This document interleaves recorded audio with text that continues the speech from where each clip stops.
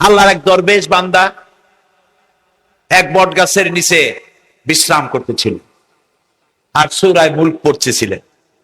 এই আয়াতের কাছে এসেছেন, হাল তারা মিন ফুতুর, দেখতে পাও কোনো ভুল? শুয়ে শুয়ে বলতেছে, আল্লাহ তোমার সৃষ্টি জগতে তো ভুল ধরার কোনো উপায় নাই, কেউ ধরতে পারবে না, তবে আমার চোখে একটা জিনিস বেমানান মনে হয়। ভুল ধরতে কারো ক্ষমতা নেই, তো একটা জিনিস আমার কাছে বেমানান লাগে। একা একা বলতেছে, সেটা হলো এই, তুমি তাল গাছ বানাইছো যেমন তালও সেই রকম বড়, বেল গাছ যেমন বেলও বড়, নারকেল গাছ যেমন নারকেলটাও বড়, কিন্তু এত বড় বিরাট বট গাছ ফল একেবারে এতটুকু এতটুকু, এইটা একটু বেমানান লাগতেছে। এই চিন্তা করতেছে দরবেশ সাহেব, হঠাৎ করে একটু বাতাস এসে গাছের ডাল আন্দোলিত হয়েছে, একটা আধা পাকা বটের ফল অনেক উঁচু থেকে ছিঁড়ে এসে দরবেশের নাকের উপরে পড়ছে, নাকটা জ্বলে উঠছে। দরবেশ সাহেব বলছে, আস্তাগফিরুল্লাহ, আল্লাহ এটা তো ফল না, এটা আমার চিন্তার জবাব।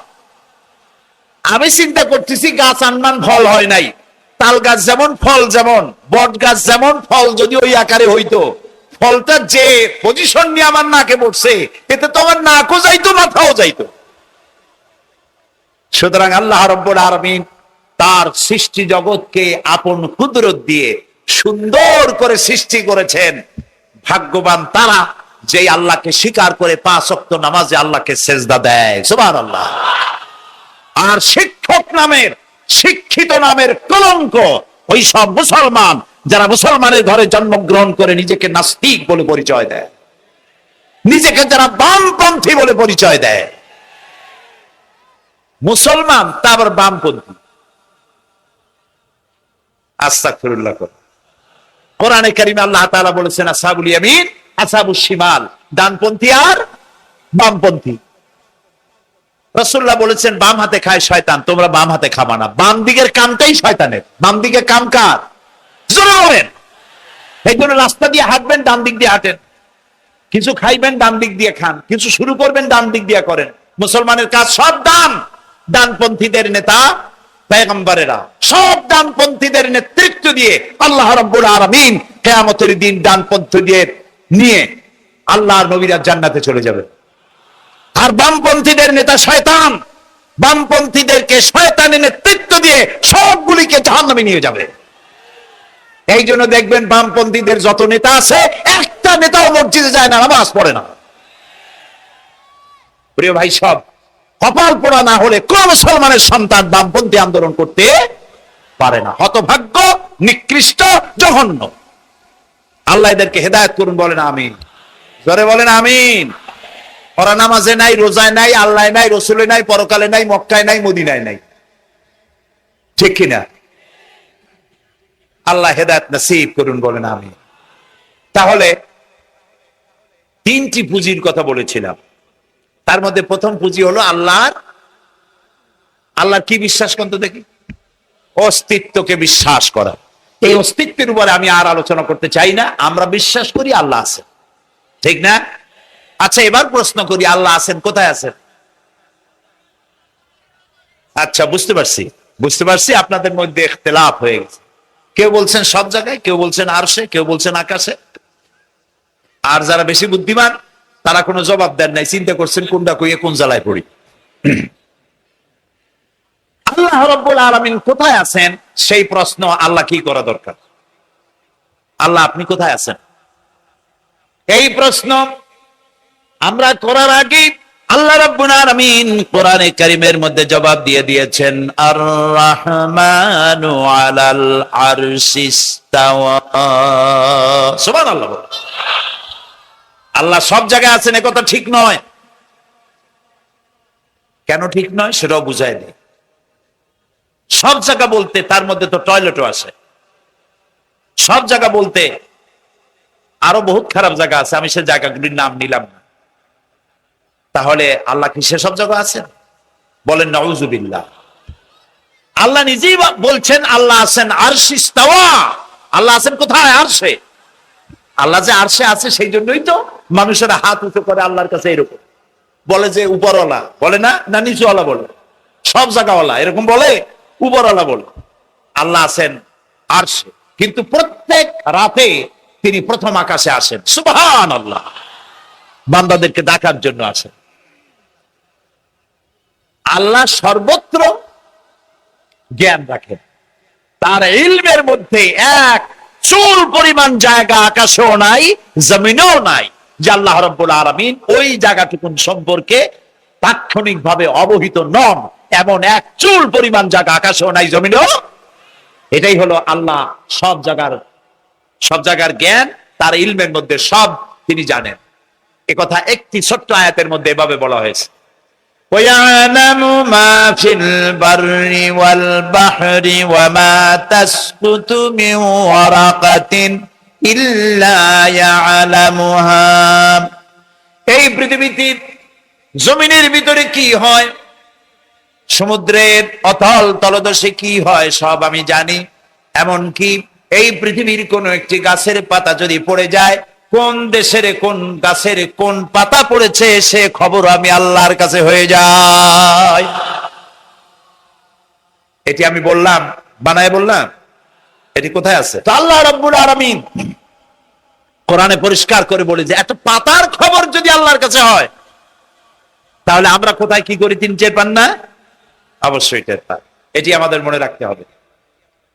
তো আল্লাহ তাআলা, তার উপরে আমাদের বিশ্বাস হচ্ছে এই যে তিনি আরশে ইস্তাওয়া, আরশে আছেন, এবং তিনি না জানেন না দেখেন এমন কিচ্ছু নাই, না শোনেন এমন কিচ্ছু নাই। এমনকি সমুদ্রের অতল তলদেশে ছোট্ট পাথরের ভিতরেও যদি একটি পোকা যদি পালায়ে থাকে, এমন পোকা যা মাইক্রোস্কোপ যন্ত্র ছাড়া দেখা যায় না, এমন একটি পোকা আটলান্টিক বা প্রশান্ত মহাসাগরের অতল তলদেশে থেকে যদি ক্ষুধার যন্ত্রণায় চিৎকার মারে, কেউ শোনে না। আরশের মালিক আল্লাহ রাব্বুল আলামিন বলেন আমি শুনতে পাই। সুতরাং তিনি সব শুনতে পান, তিনি দেখতে পান, এবং সবকিছু তার নলেজে আছে। এ হচ্ছে আল্লাহর অস্তিত্বে বিশ্বাস। 2 নম্বরে আল্লাহর সিফাতে বিশ্বাস। 2 নম্বরে কি বলেন? সিফাত মানে কি? গুণ। বলেন কি? গুণাবলীতে বিশ্বাস। আল্লাহর নাম আল্লাহ, বলেন তো। আল্লাহ নয় কিন্তু, আল্লাহ হচ্ছে অশুদ্ধ, শুদ্ধ হচ্ছে আল্লাহ। বলার সময় মুখটা গোল হয়ে যাবে। বলেন তো, সবাই উচ্চারণ করেন আল্লাহ, আবার বলেন আল্লাহ, আবার বলেন আল্লাহ। সুবহানাল্লাহ। কি মধুর না, কি মজার না। কোন বান্দা যদি অন্তরের অন্তঃস্থল থেকে একবার যদি বলে আল্লাহ, আল্লাহ রাব্বুল আলামিন 70 বার সাড়া দিয়ে জিজ্ঞেস করেন বান্দা কি চাও, আমি শুনছি। আল্লাহ হচ্ছে ইসমে জাত, আর সিফাতি নাম হচ্ছে বাকি 98টা নাম। মোট ওয়ালাহুল আসমাউ হুসনা।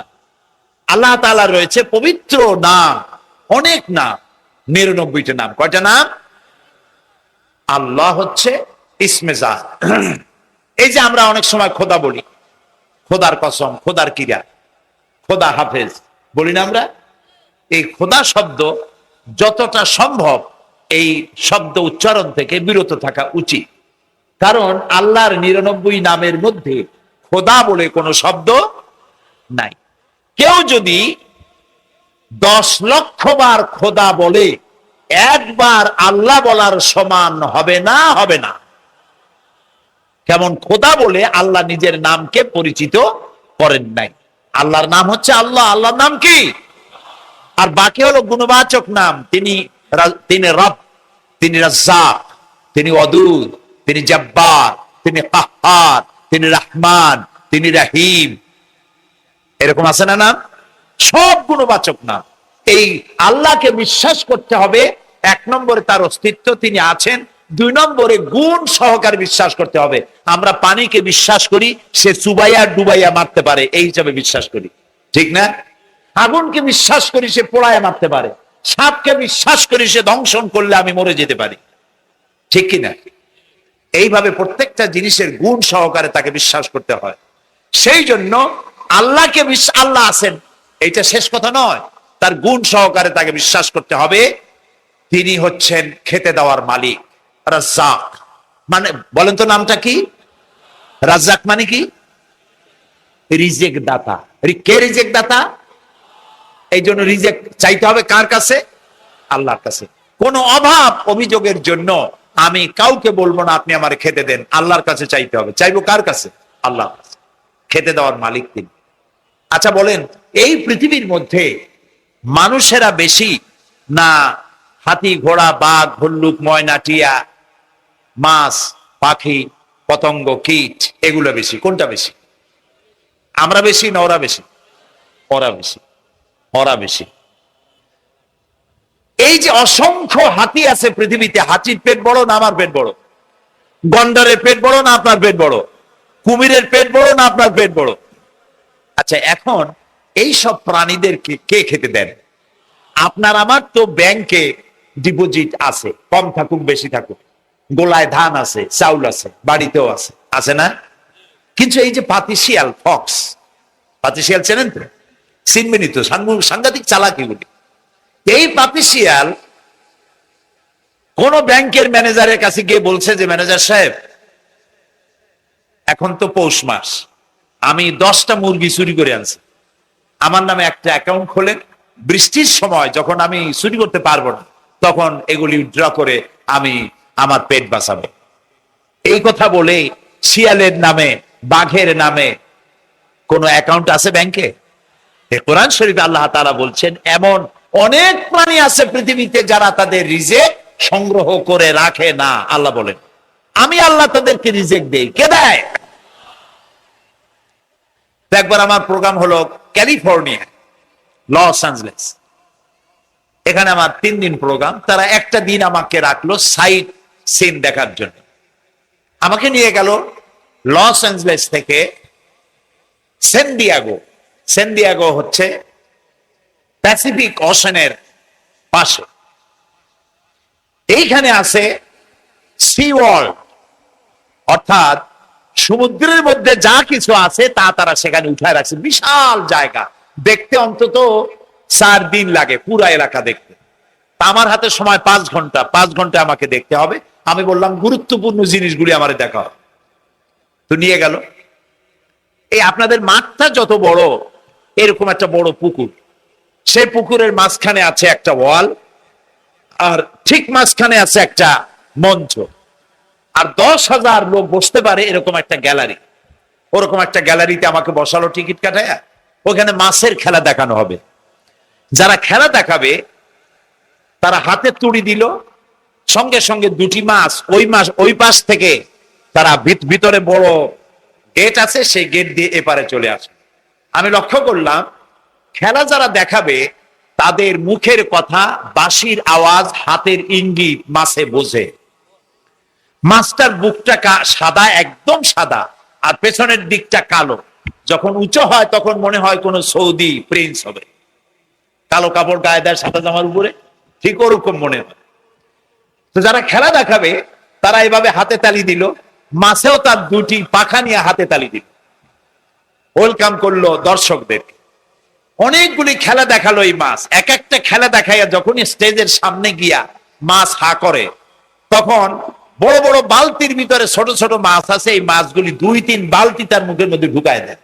আমার কাছে মনে হলো ওর গ্রাসটা এত বড় যে আমার মতো 12-14 জন বা 15-20 জন যদি ঢুকায় তাহলে মাছে মনে করবে যে কোনো চেলাপুটি ঢুকছে, এর থেকে বেশি কিছু মনে করবে না। এত বড় মাছ, শ্যামু ফিশ বলা হয় ওটাকে। এরপরে দেখলাম তিমি মাছ, নীল জাতীয় তিমি, যে তিমিগুলি খুব কম পাওয়া যায় মহাসমুদ্রে এগুলি থাকে। এক একটা নীল তিমির ওজন 5,000 টন পর্যন্ত হতে পারে। এর যে বাচ্চা হয় সে বাচ্চায় দুধ খায়। তিনি হচ্ছে স্তন্যপায়ী প্রাণী। যে বাচ্চা হইল যেদিন হয় সেদিন থেকেই বাচ্চার 50 থেকে 60 মণ দুধ লাগে। কে খাওয়ায়? সুবহানাল্লাহ। দুনিয়ার কোন গভর্নমেন্ট খাওয়ায় না। দুনিয়ার স্থলভাগে পিঁপড়া থেকে শুরু করে হাতি পর্যন্ত, ছোট্ট চেলা পোকা থেকে শুরু করে সাপ, বড় বড় পাইথন পর্যন্ত, টোনাটুনি পাখি থেকে শুরু করে ঈগল পর্যন্ত, নদীর ভিতরে চেলাপুটি থেকে শুরু করে তিমি মাছ পর্যন্ত অসংখ্য প্রাণী সকাল বেলায় খালি পেটে জঙ্গল থেকে, গর্তের মধ্য থেকে, বাসা থেকে, পানির মধ্য থেকে যার যার আস্তানা ছেড়ে আহারের অনুসন্ধানে শত সহস্র কোটি প্রাণী সব যার যার ক্ষুধার পেট নিয়ে বেরিয়ে যায়। আল্লাহ রাব্বুল আলামিন বলেন, সন্ধ্যা হতে না হতে সবগুলির পেট ভরাইয়া যার যার বাসায় আমি ভিড়াইয়া দেই। ইন্নাল্লাহা হুয়ার রাজ্জাকু যুল কুওয়াতিল মাতিন। খেতে দেওয়ার মালিক কে? সেই আল্লাহর এই গুণকে, এই গুণাবলীকে বিশ্বাস করতে হবে। খেতে দেওয়ার মালিক তিনি কেবলমাত্র। সন্তান হয় না, দেওয়ার মালিক কে? বলেন জোরে। হাসাবার মালিক কে? কাঁদাবার মালিক কে? সুখ দেওয়ার মালিক কে? দুঃখ থেকে উদ্ধার করার মালিক কে? হায়াতের মালিক কে? মতের মালিক কে?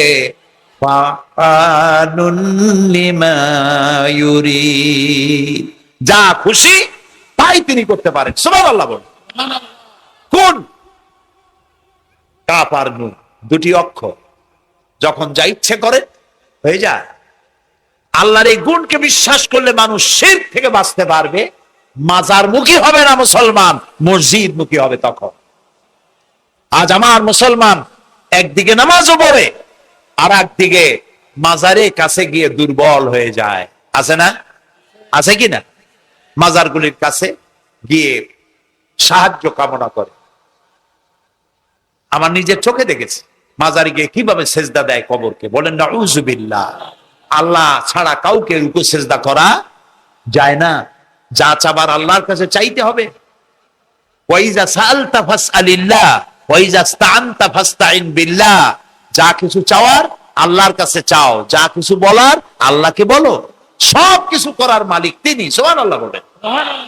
এই জন্য মাজারের সাথে মুসলমানদের সম্পর্ক হবে না, মুসলমানদের সম্পর্ক হবে মসজিদের সাথে। কিসের সাথে? বলেন জোরে। আপনি কোন অসুবিধায় পড়েছেন, মাজলুম হয়েছেন, অত্যাচারিত হয়েছেন, চাকরির সমস্যা হয়েছে, ঘরে খাবার নাই, অসুখ বিসুখ হয়েছে, নানান ধরনের সমস্যায় পড়েছেন, কোন মাজার নয়, কোন পীর নয়, মসজিদের ভিতরে চলে যান, উজু করে মসজিদে ঢুকে 2 রাকাত কাজায়ে হাজাতের নামাজ পড়েন।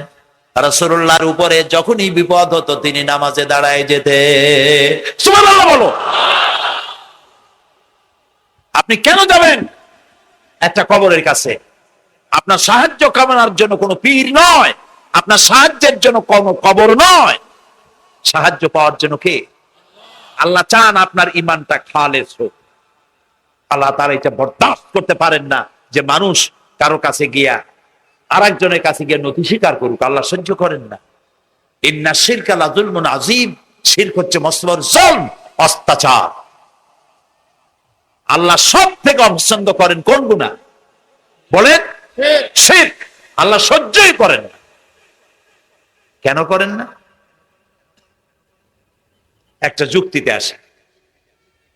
যারা বিবাহ করেছে তাদের স্ত্রী যদি স্বামীর সাথে যে ধরনের হাসি খুশি প্রেমের আদান প্রদান করে, স্বামী ছাড়া যদি আরেকজন পুরুষের সাথে এরকমের ভাব বিনিময় করে, ফোনে কথা বলে, প্রেম করে, খুব সুন্দর করে ভালোবাসা দিয়ে যদি চিঠি লেখে অন্য পুরুষের কাছে, অথবা প্রেম নিবেদন করে, তাহলে স্বামীদের অবস্থা কেমন হবে বলেন? এইটার জবাব দিতে যদি দেরি হয় তো খুবই কুলক্ষণ। হ্যাঁ, ভয়ানক হবে, ভয়ানক হয়ে যাবে। নিজের চরিত্র যতই যা হোক, বউর চরিত্র ভালো চাই। আচ্ছা বলেন তো, স্ত্রী আপনার সঙ্গে যেভাবে প্রেমের হাসি হাসে, প্রেম নিবেদন করে, ওই রকম আরেকটা পুরুষের কাছে সাথে করলে আপনার সহ্য হয় না কেন? আপনি স্ত্রীকে স্ত্রীর উপরে আপনার অধিকারটা কতখানি, কি জন্যে? আপনার স্ত্রীর যে হাসি, যে মিষ্টি হাসি, যা আপনার প্রাণ কেড়ে নেয়, ওই হাসিতে আপনার কোনো অবদান আছে? বলেন। তার যে টানা টানা চোখ, সুন্দর ভ্রু, মাথায় অনেক লম্বা চুল, শরীরটা সুন্দর, যৌবন, রূপ, এর ভিতরে আপনার কোনো অবদান আছে? হ্যাঁ আছে, একটু তো আছেই। আপনি যে যে মুখ দিয়ে বউটা হাসে, সেই ঠোঁটে একটু লিপস্টিক লাগাইছেন। যে চোখের জন্য আপনি পাগল, সেই চোখে একটু কাজল লাগাইছেন। শরীরটাকে পেঁচাবার জন্য সুন্দর একটা শাড়ি কিনে দিছেন।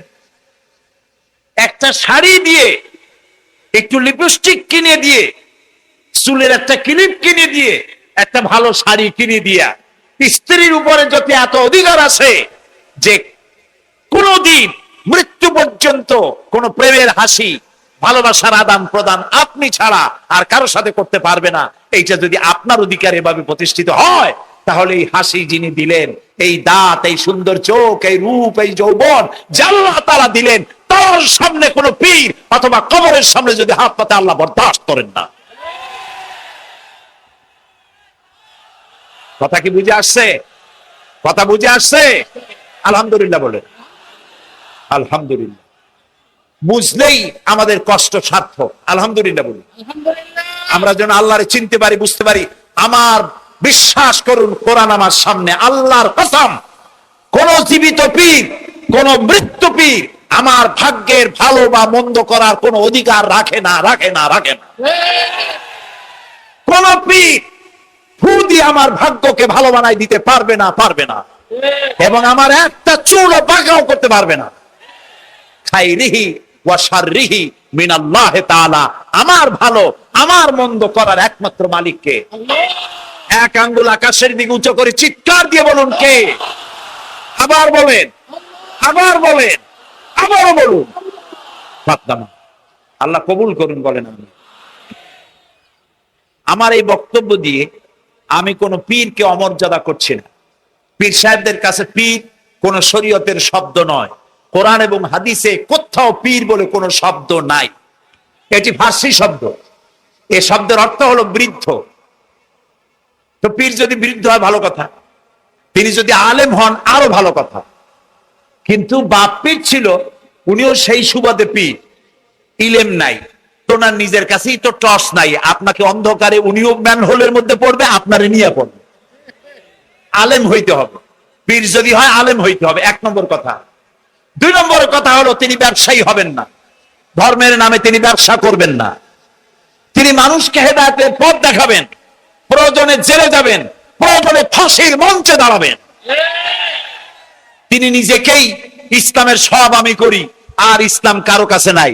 যারা ইসলাম করলো 70-80 বছর ধরে, রাজনীতির পথ দেখালো, তারা ইসলামের দল না, ওনারটাই ইসলামের দল। এই ধরনের ফাজলামি বক্তব্য থেকে বিরত থাকতে হবে। এই ধরনের বেয়াদবিপূর্ণ বক্তব্য থেকে বিরত থাকতে হবে। আমার দোকানে খাঁটি ঘি পাওয়া যায়, আর কারো দোকানে খাঁটি ঘি পাওয়া যায় না। ইসলাম নিয়ে এই ধরনের মনোপলি বিজনেস করতে দেওয়া হবে না। প্রিয় ভাই সব, আমরা পীর সাহেবদের চিনি। পীর ছিলেন শাহজালাল রহমতুল্লাহ আলাইহি। সুবহানাল্লাহ। যুদ্ধ করা লাগে নাই, আজান দিয়েছেন, মূর্তির মাথা ভাঙ্গা চুর চুর হয়ে পড়ে গিয়েছে। গৌর গোবিন্দ পলায়া কুল পায় নাই। লোকেরা যায় তার মাজারে গিয়ে গজাল মাছ জিয়ারত করে আসে, কিন্তু তরবারিটা দেখে আসে না। দোধারি তরবারি এখনো আছে। সুবহানাল্লাহ বলেন। পীর ছিলেন হযরতে বাহাউদ্দিন নকশবন্দি, মুজাদ্দিদ আল ফিসানি রহমতুল্লাহ আলাইহি, বড় পীর আব্দুল কাদের জিলানী রহমতুল্লাহ আলাইহি, খাজা মঈনুদ্দিন চিশতি রহমতুল্লাহ আলাইহি, শাহজাহান আলী রহমতুল্লাহ আলাইহি। কত ওলিউল্লাহর মাজার দিয়ে আমার দেশ ভরা। আলহামদুলিল্লাহ কর। আলহামদুলিল্লাহ। এরা একদিকে মানুষকে মুরিদ বানায়া মুরিদের টাকা দিয়ে নিজেদের পকেট ভরেন নাই। ওনারা এরকম করতেন না, এইরকম করতেন। আর রাসূলুল্লাহ বলেছেন, এই রকমের হাতের মর্যাদা নাই, এই হাতের মর্যাদা। আমি পীর দেখছিলাম, বাইতুল শরীফের পীর হযরত শাহ আব্দুল জব্বার সাহেব, আল্লাহ তাআলা জান্নাতুল ফেরদাউসের মেহমান বানায়। এই বাংলাদেশে শত শত মসজিদ, মাদ্রাসার এতিমখানা তৈরি করে গেছেন। সুবহানাল্লাহ। বৃষ্টির মৌসুমে চট্টগ্রামের বাড়ি তার। 14 বছর মাদ্রাসায় ওয়াজিদিয়া চট্টগ্রামে 14 বছর বুখারী শরীফ পড়িয়েছেন। কি মানের আলেম, খালি পীর না। মুরিদরা যত টাকা দিত এই টাকা দিয়ে বড় বড় মাদ্রাসা মসজিদ করেছেন। আর বৃষ্টির সময় সাথী সঙ্গী নিয়ে বস্তি এলাকায় যেতেন, পলিথিন দিয়া ছাওয়া, বাচ্চা আর তার স্বামী নিয়ে কাতরায় এক কোনায় বসে আছে, খাবার নাই, চাউল নাই, অসুস্থ, তাদের চাউল দিয়ে আসতেন, তাদের রান্না করার শাকসবজি দিয়ে আসতেন, ওষুধ দিয়ে আসতেন, হাড়ি পাতিল দিয়ে আসতেন। বন্যা হলে, তুফান হলে টাকা উজাড় করে যা মুরিদরা দিত সবগুলি উজাড় করে মানুষের খেদমত করতেন। সুবহানাল্লাহ। কাজেই যারা জামায় অনেকগুলো পকেট সমানে নিতে থাকে আর ভরতে থাকে এইভাবে করে, এই ব্যবসায়ীদেরকে পরিত্যাগ করতে হবে। পীর হচ্ছে ওই সমস্ত লোক যারা নাকি ধর্মের নামে ব্যবসা করে না, বরং আল্লাহর দ্বীনকে প্রতিষ্ঠা করার জন্য কথা বলে। প্রিয় ভাই সব, আমাদের জেহেন সাফ করতে হবে, পরিষ্কার করে বুঝতে হবে আমার ভালো আমার মন্দ কে করতে পারে। সম্রাট শাহজাহান নাম শুনেছেন? কোথার বাদশা বলে? দিল্লির সম্রাট। সম্রাট শাহজাহান পৃথিবী জোড়া নাম তার।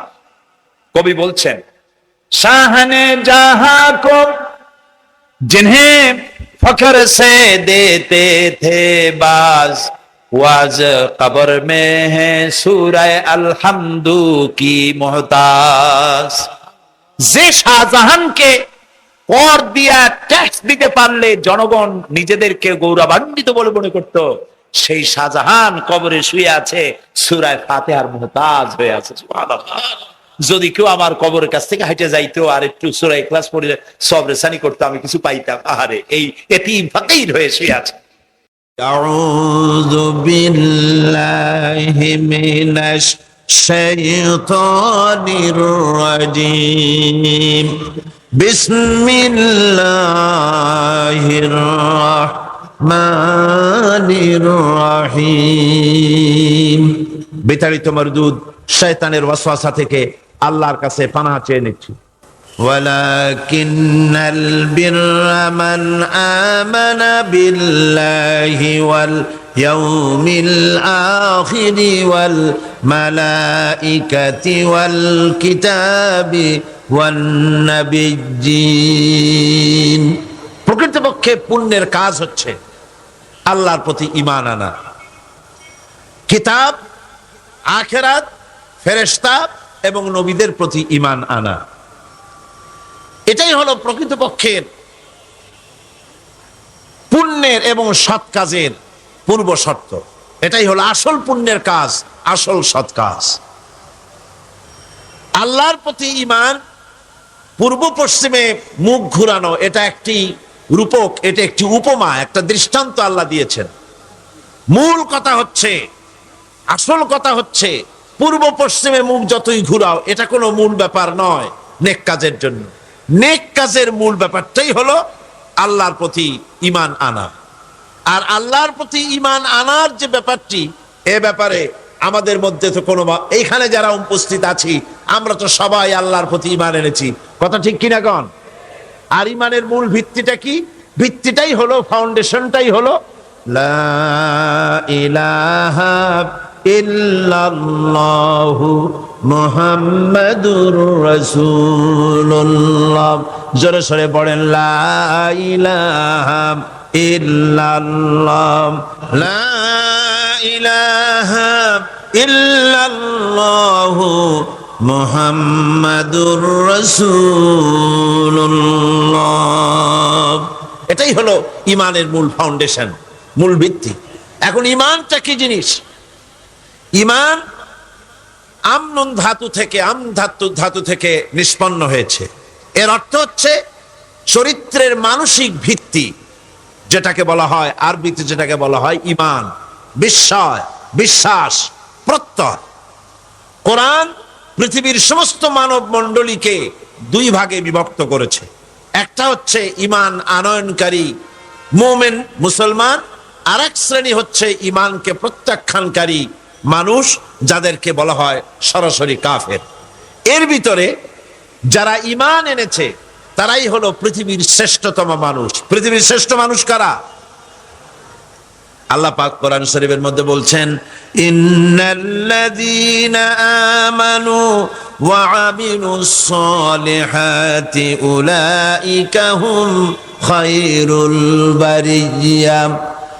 আল্লাহ পাক বলেন, নিশ্চয়ই যারা ঈমান এনেছে আর আমলে সালেহ করেছে, নেক কাজ করেছে, তারাই হলো সৃষ্টির ভিতরে সবচাইতে ভালো মানুষ, শ্রেষ্ঠ মানুষ। যারা ঈমান এনেছে এবং আমলে সালেহ করেছে, তারাই হলো সৎ কাজ করেছে, এরাই হলো সবচাইতে শ্রেষ্ঠ মানুষ, ভালো মানুষ।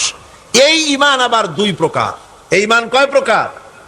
এক প্রকার হচ্ছে ধর্মীয় ধরনের ঈমান, আর এক প্রকার হচ্ছে পার্থিব ধরনের ঈমান। এখন ধর্মীয় ধরনের ঈমান যেটা, সেটা হলো আল্লাহ, পরকালে বিশ্বাস করা, পরকালে জবাবদেহিমূলক জীবন যাপন করা, নবীর জীবন আদর্শকে মেনে চলা, রিসালাতকে মেনে চলা, এগুলি হলো ধর্মীয় ধরনের ঈমান। আর পার্থিব ধরনের ঈমান হচ্ছে এখানে না আছে আল্লাহ, না আছে পরকাল, না আছে কোনো কিতাব, না আছে কোনো ফেরেশতা, না আছে কোনো রসুল, না আছে চরিত্রের কোনো বালাই, না আছে এখানে কোনো কিছু। এখানে মৌলিক চরিত্র গঠনের শিক্ষা দীক্ষা এখানে কিছুই নাই। এখানে আছে দুনিয়া কা মজা লে লো, দুনিয়া তুমহারি হ্যায়, ইট ড্রিঙ্ক অ্যান্ড বি মেরি, খাও পান করো আর ফুর্তি করো, ডু ফুর্তি নো চিন্তা। এই হলো পার্থিব ঈমানের নমুনা। এখন পার্থিব ঈমানে যারা ঈমানদার, তাদের ঈমানের চারটা ভাগ, তাদের মাবুদ হচ্ছে চারজন। পার্থিব ঈমান, এই ঈমানে যারা বিশ্বাসী, তাদের মাবুদ কয়জন? চারজন। তাদের প্রথম মাবুদ, এক নম্বরের মাবুদ হচ্ছে দেশ বা জাতি। এই দেশের জন্য, জাতির জন্য তারা প্রাণ দিতে পারে, তারা সব কিছু করতে পারে। তারা দেশের জন্য, জাতির জন্য ধন, মান, রক্ত সব দেওয়া পুণ্যের কাজ বলে মনে করে। কিন্তু ধর্মের জন্য কোনো কিছু করা, এটা পিছিয়ে যাওয়া মনে করে, যে আমাদেরকে পিছিয়ে নিয়ে যাওয়া হচ্ছে, তথাকথিত মধ্যযুগের দিকে আমাদেরকে সরিয়ে নিয়ে যাওয়া হচ্ছে। দেশ এবং জাতি হলো তাদের কাছে প্রধান। তারা ধর্মকে বাদ দিয়ে জাতি গঠন করতে চায়। এজন্য বিশ্বকবি আল্লামা ইকবাল রহমতুল্লাহ আলাইহি বলেছেন, কম মজহব সে হ্যায় মজহব জু नहीं तुम भी नहीं, कौम मजहब से है मजहब जू नहीं तुम भी नहीं, जज्बे बहम जू नहीं महफिल अंजुम भी नहीं। ধর্মেতে হয় জাতির গঠন, ধর্ম নাই তো তুমিও নাই, নাইকো যদি মাধ্যাকর্ষণ, গ্রহ সূর্য ভূমিও নাই। ধর্ম দিয়ে একটা জাতির গঠন হয়, যদি ধর্মকে বাদ দিয়ে জাতি গঠন করা হয়, তাহলে অবস্থা হবে মাধ্যাকর্ষণ, ল অফ গ্রাভিটেশনের কারণেই যেমন চন্দ্র, সূর্য, গ্রহ, নক্ষত্র, সৌররাজি, নবমণ্ডল, ভূমণ্ডল একটা আর একটাকে টেনে ধরে আছে, আকর্ষণ করে আছে, আর একটাকে কেন্দ্র করে আর একটা ঘুরছে, টিকে আছে, এর স্থিতিশীলতা আছে। যেদিন এই মাধ্যাকর্ষণ শক্তি যদি না থাকে, তাহলে গ্রহ, সূর্য, ভূমি যেমন থাকবে না, অনুরূপ ভাবে যে জাতি গঠন হয় ধর্ম বিবর্জিত ভাবে, সেই জাতি দুনিয়ার ভিতরে টিকে থাকতে পারে না। তারা লাঞ্ছিত হয়, তারা নিগৃহীত হয়, তারা নির্যাতিত হয়। আল্লামা ইকবাল আরো সুন্দর করে বলছেন, इन ताजा खुदाओं में बड़ा सबसे वो वतन है, इन ताजा खुदाओं में बड़ा सबसे वो वतन है, जो पिरहन इसका है वो मजहब का काफन है। এদের কাছে এই পার্থিব ঈমানদার যারা, তাদের কাছে যে তাদের এই যে দেশ এবং জাতি, এই দেশ এবং জাতির জন্য, স্বাদেশিকতার জন্য, কওমের জন্য যেটা তারা করে, এটা ধর্মের জন্য কাফন হয়ে যায়। অর্থাৎ তারা যেভাবে দেশ এবং জাতির পূজা করে, এতে করে ধর্মকে কাফন পরিয়ে দেওয়া হয়। সেই জন্যে ধর্ম, জাতি গঠন হতে পারে না যদি ধর্ম না থাকে। পার্থিব ঈমানে যারা ঈমানদার, তারা ধর্ম বিবর্জিত ভাবেই তারা দেশ এবং কমকে তারা মর্যাদা দেয়।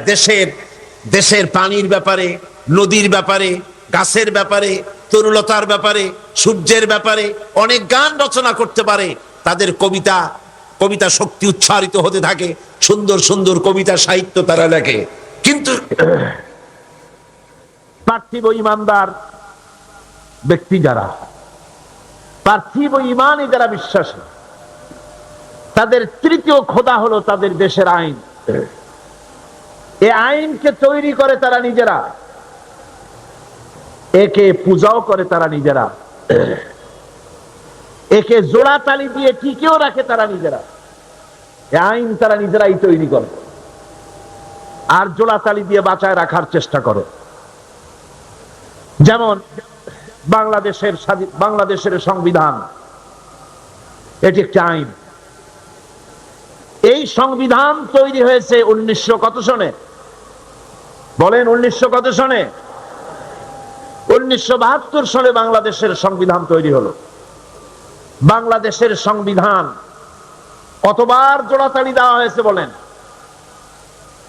তাও জানেন না মনে হয়। 12 বার। 12 বার বাংলাদেশের সংবিধানকে অ্যামেন্ডমেন্ট করা হয়েছে, জোড়াতালি দেওয়া হয়েছে, সংযোজন করা হয়েছে। এই আইন তৈরি করে তারা, জোড়াতালি দিয়ে বাঁচায় রাখে তারা। আমি বলে থাকি, যদি এই রেটে, এই রেশিও অনুযায়ী যদি জোড়াতালি দেওয়া চলতে থাকে, প্রতি 22 বছরে 12 বার অ্যামেন্ডমেন্ট করা হবে, তাহলে 70-80 বছর যেতে না যেতে এই সংবিধানের অরিজিনালিটি থাকবে। কম্বলের লোম বাঁচতে বাঁচতে আসল কম্বলের অস্তিত্বই শেষ হয়ে যাবে। এবার আপনারা বলেন, কোরআন শরীফ আল্লাহর এক সংবিধান। এই কোরআন শরীফটা কি? আল্লাহর এক সংবিধান। নাজিল হয়েছে কতদিন? 1400 বছর। এই দীর্ঘ 1500 বছরের মতো পার হয়ে গেল। কোরআনে কারিমের ভিতরে জোড়াতালি দেওয়া, অ্যামেন্ডমেন্ট করার প্রয়োজনীয়তা দেখা দিয়েছে কতবার? আর যারা জবাব দিলেন না তাদের মনে বুঝি সন্দেহ আছে। কতবার হয়েছে? ভবিষ্যতে হওয়ার কোন সম্ভাবনা আছে? নাই। কারণ এই সংবিধানটা আল্লাহর তৈরি। এটা কার তৈরি? আল্লাহ পাকের তৈরি। মানুষ যে সংবিধান তৈরি করে, যে আইন তৈরি করে, সেটা করে নিজস্ব জ্ঞান দিয়ে। আর মানুষের নিজস্ব জ্ঞান হচ্ছে সীমিত জ্ঞান। এই জ্ঞানে অতীত সে ভুলে যায়, ভবিষ্যৎ সে জানে না, বর্তমান সম্পর্কে সিদ্ধান্ত নিতে গিয়ে সে ভুল করে। কিন্তু আল্লাহ রাব্বুল আলামিন তিনি এমন এক সত্তা, যার কাছে অতীত কাল বলে কোনো কাল নাই, যার কাছে ভবিষ্যৎ কাল বলে কোনো কাল। আল্লাহর কাছে সবটা কাল কি? বলেন না, সবটা কাল কি? বর্তমান। সুতরাং বর্তমানের উপরে ভিত্তি করে যে আল্লাহ পাক আইনের কিতাব রচনা করেছেন, তার ভিতরে পরিবর্তনের প্রয়োজন কিয়ামতের এপাশে পরিবর্তন প্রয়োজন দেখা দিবে না। কোন আলহামদুলিল্লাহ। এই জন্য কোরআন শরীফ বলছে, রাসূল করিম সাল্লাল্লাহু আলাইহি ওয়াসাল্লামের কাছে তারা বলতো, ইয়াকুলুনা হাল লানা মিনাল আমরি মিন শাই। তারা বলতো, হে নবী, আইন প্রণয়নের ব্যাপারে আমাদের কোনো অধিকার আছে কিনা, আমরা একটু অংশ নিতে পারি কিনা? আল্লাহ পাক জবাবে বললেন, কুল ইন্নাল আমরা কুল্লুহু লিল্লাহ। বলে দাও, আইন প্রণয়নের ব্যাপারে, হুকুম পরিচালনার ব্যাপারে সত্তা এখতিয়ার কেবলমাত্র কার? জোরে সরে বলেন, কার? আল্লাহ পাক। কারণ এই পৃথিবীতে মানুষের কাছে আইন তৈরি করার মতো একটা গুরুত্বপূর্ণ বিষয় মানুষের হাতে ছেড়ে দেওয়া যায় না। ওই মানুষের হাতে যারা স্বার্থপরতায় ভোগে, যাদের মন সংকীর্ণ, যারা সামান্য সামান্য জিনিস নিয়ে স্বার্থপরতায় ভোগে, তারা এত বড় কাজ করতে পারে না। যদি আইন তৈরি করার দায়িত্ব তাদের দেওয়া হয়, তাহলে সর্বপ্রথম তারা আইন তৈরি করবে নিজেদের ভাষার স্বার্থে, দলের স্বার্থে, দেশের স্বার্থে, অঞ্চলের স্বার্থে, তারপরে করবে অন্য মানুষের জন্য। দেখেন, পৃথিবীতে সবচাইতে এসেনশিয়াল জিনিসগুলো এই জন্য আল্লাহ পাক নিজের হাতে রেখে দিয়েছেন, যেমন পানি, অক্সিজেন, বাতাস, এগুলি আল্লাহ নিজের হাতে রেখেছেন। কারণ মানুষ তো আল্লাহ সৃষ্টি করেছেন, আল্লাহ জানেন এদের দুর্বলতা কোথায়। এরা মোটে সুযোগ পায় না, সুযোগ একটু পেলেই বলে ভাতে মারবো, পানিতে মারবো। আর এদের হাতে যদি আইন তৈরি করার দায়িত্ব দিয়ে দেওয়া হয়, আর এই সব গুরুত্বপূর্ণ জিনিস যদি তাদের হাতে তুলে দেওয়া হয়, তাহলে ক্ষমতায় যেতে পারলে তারা বিরোধী দলকে বলবে, আমাদের দলে না আসা পর্যন্ত, আমাদের বশ্যতা স্বীকার না করা পর্যন্ত বাতাস দেব না, অক্সিজেন দেব না, পানি দেব না। এই জন্যে সবচাইতে গুরুত্বপূর্ণ জিনিসগুলি আল্লাহ তার নিজের হাতে রেখেছেন। এই পৃথিবীতে পানি, আগুন, বাতাস, অক্সিজেন যেমন গুরুত্বপূর্ণ, এর থেকে কম গুরুত্বপূর্ণ নয় পৃথিবীর মানুষের জন্য একটি সার্বজনীন আইন। যেহেতু বাতাস থাকুক, বাতাস তো আছে পৃথিবীতে, বাতাসের অভাব নাই, পানির অভাব নাই, আগুনের অভাব নাই, অক্সিজেনের অভাব নাই, তারপরেও মানুষেরা আজ নির্যাতিত, নিষ্পেষিত, নারীরা অধিকার হারা, শ্রমিকরা অধিকার থেকে বঞ্চিত, কালো মানুষ সাদা মানুষের নির্যাতনে নাগরিক অধিকার থেকে বঞ্চিত। পৃথিবীর ছোট ছোট শক্তিগুলিকে বৃহৎ শক্তিগুলি শেষ করে দিচ্ছে। সুতরাং আইনের মতো এই গুরুত্বপূর্ণ একটি বিষয় আল্লাহ পাক নিজের হাতে রেখেছেন। কার হাতে রেখেছেন?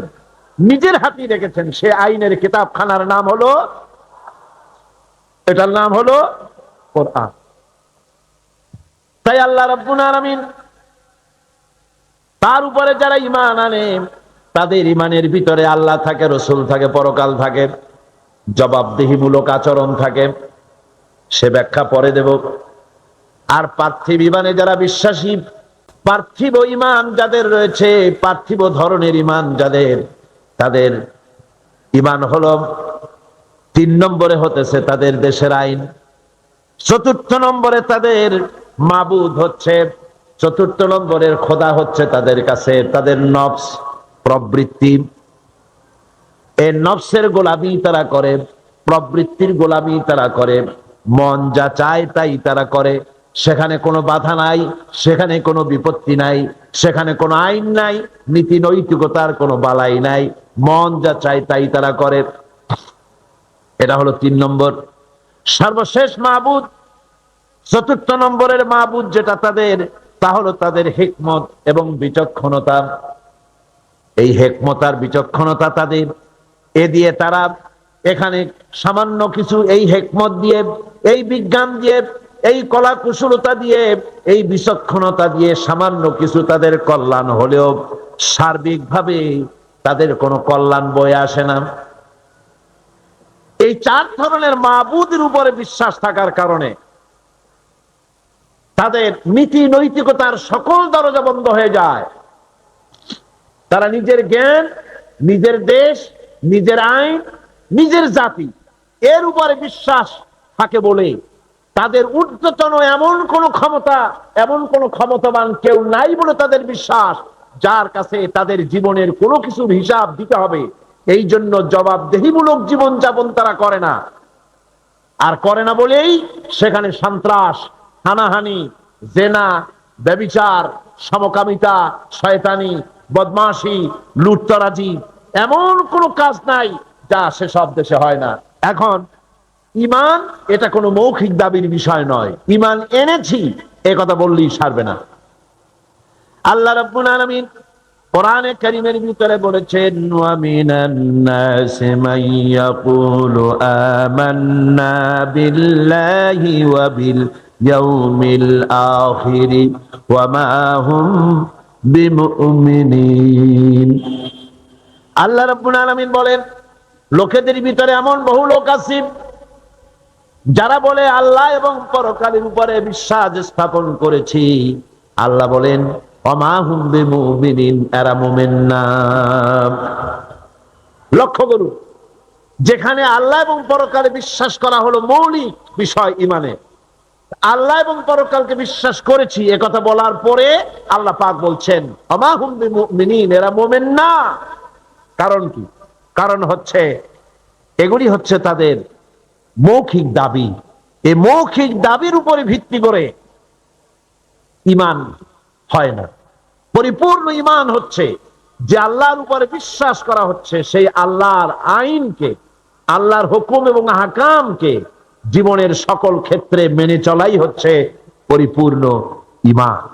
আর এই ঈমান যারা আনে তারাই হয় সেই ঈমানদার লোকেরাই পৃথিবীর মধ্যে সবচাইতে মর্যাদা সম্পন্ন।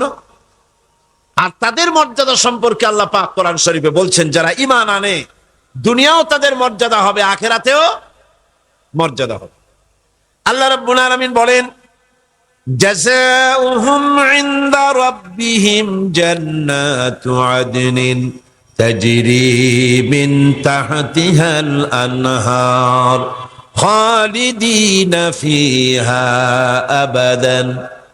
আল্লাহ পাক বলছেন, যারা নাকি ঈমান আনবে আমার উপরে আর আমলে সালেহ করবে, নেক কাজ করবে, তাদের জন্য পুরস্কার হলো সবুজ শ্যামল এমন জান্নাত আমি তাদের জন্য রেখেছি, যার নিচের থেকে শতত নহর প্রবাহিত। আর এই জান্নাতের ভিতরে তারা থাকবে, তারা সেখানে বসবাস করবে। রাদিয়াল্লাহু আনহুম ওয়া রাদু আনহু, আল্লাহ পাক তাদের উপরে সন্তুষ্ট, যারা ঈমান এনেছে, যারা ঈমানের উপরে থেকেছে তাদের উপরে আল্লাহ সন্তুষ্ট, আর তারাও আল্লাহ রাব্বুল আলামিনের উপরে সন্তুষ্ট। যালিকা লিমান খাশিয়া রাব্বাহ, আর এটা এই জন্য যে তারা তাদের প্রভুকে ভয় করে চলেছে, তারা তাদের আল্লাহকে, তাদের রবকে ভয় করে জীবন যাপন করেছে। এই জন্য আল্লাহ রাব্বুল আলামিন কিয়ামতের দিন তাদেরকে পুরস্কৃত করবেন। ঈমান মুমিন ব্যক্তির শ্রেষ্ঠ অবলম্বন, ঈমান মুমিন ব্যক্তির শ্রেষ্ঠ অবলম্বন। আল্লাহ পাক কোরআনে কারিমে বলেন, ফামান ইয়াকফুর বিত্তাগুতি ওয়া ইউমিন বিল্লাহি ফাকাদ ইসতামসাকা বিল উরওয়াতিল উসকা লা ইনফিসামা লাহা ওয়াল্লাহু সামিউন আলিম। আল্লাহ পাক বলেন, যে ব্যক্তি ফামান ইয়াকফুর বিত্তাগুত, তাগুতকে যারা অস্বীকার করেছে, আর আমি আল্লাহর প্রতি যারা ঈমান এনেছে, তারা এমন এক অবলম্বন ধারণ করেছে যা কখনো তাদেরকে বিচ্ছিন্ন করবে না, ধ্বংস করে দিবে না। তাদেরকে কথাটা হলো, তাগুতকে প্রথমে অস্বীকার করা লাগবে। আল্লাহর উপরে ঈমান আনার আগে তাগুতকে অস্বীকার করতে হবে। আর তাগুত হচ্ছে সেই শক্তি, যে শক্তি শুধু নিজেই আল্লাহর আইন অমান্য করে না, বরং অন্যদেরকেও আল্লাহর আইন অমান্য করতে বাধ্য করে, তারাই হলো তাগুত। তা আমাদের অবস্থাটা কি? আমরা তাগুতের সাথে কম্প্রোমাইজ করে চলছি, আর আল্লাহর উপরেও ঈমান আনার কথা বলছি। কথা ঠিক কিনা বলেন? একদিকে আল্লাহর উপর ঈমান আনার কথা বলছি, আর একদিকে তাগুতের সাথে কম্প্রোমাইজ করছি। আল্লাহ বিরোধী আইন কানুন পৃথিবীতে যা আছে সেগুলিকে আমরা সমর্থন করে চলছি, আমরা বিরোধিতা করছি না। ফলে এই দুটি জিনিস একত্রিত হলে ঈমানের দাবি সঠিক হলো না। ঈমানের দাবি হলো এই, তাগুতকে অস্বীকার করতে হবে আর আল্লাহর প্রতি ঈমান আনতে হবে পরিপূর্ণভাবে। তাহলে আল্লাহ পাক বলেন, এমন কোন জিনিস নাই যে তাকে ধ্বংস করে দিতে পারে, তাকে ক্ষতিগ্রস্ত করতে পারে। ঈমান ছাড়া সকল নেক আমল নষ্ট হয়ে যাবে। মানুষের নেক আমল, প্রত্যেক মানুষ কিছু না কিছু ভালো কাজ করে, ঈমান যদি না থাকে তাহলে এই ভালো কাজের কোনো মূল্য নাই। কোরআনে কারিমে রব্বুল আলামিন বলেন, কুল হাল উনাব্বিউকুম বিল আখসারিনা আমালা আল্লাযীনা দাল্লা সাইয়ুহুম ফিল হায়াতিদ দুনিয়া ওয়া হুম ইয়াহসাবুনা আন্নাহুম ইউহসিনুনা সুনআ। আল্লাহ পাক বলেন, নবী আপনি বলুন, আমি কি তোমাদেরকে বলবো না এই কথা যে আমলের দিক থেকে সবচাইতে ব্যর্থ কোন ব্যক্তি, আমলের দিক থেকে ব্যর্থ ক্ষতিগ্রস্ত কোন ব্যক্তি, তা কি বলবো না? সেটা হলো এই দুনিয়ার চেষ্টা সাধনায় যারা সঠিক পথে চলার কথা মনে করে ভ্রান্ত পথে চলেছে আর মনে করেছে এটাই আমরা ভালো কাজ করতেছে ফাসাদের কাজ, আর মনে মনে ভাবতেছে আমরা দেশ গড়ার কাজ করতেছি। যেমন পার্বত্য চট্টগ্রামে শান্তি বাহিনী নাম ওই বাহিনী যারা মানুষ মারে, সমানে মানুষ জবাহ করে, বাড়িতে আগুন লাগায়, মানুষগুলিকে শান্তিতে বসবাস করতে দেয় না। এদের নাম হয়েছে কি? শান্তি বাহিনী। খেরাত কা নাম রাখ দিয়া জুনুন আর জুনুন কা নাম খেরাত। পাগলপনার নাম বুদ্ধিপনা, আর বুদ্ধিপনার নাম হলো পাগলপনা। কানার নাম পদ্মলোচন। এই কথাই এখানে প্রযোজ্য। নিজেরা কাজ করে তারা মনে করে যে আমরা এটা সমাজের জন্য, দেশের জন্য ভালো কাজ করতেছি। আসলে এই কাজটি ঈমানের উপরে না থাকার কারণে এ কাজগুলির দ্বারা দেশ এবং জাতি ক্ষতিগ্রস্ত হচ্ছে, আর তারা মনে করছে আমরা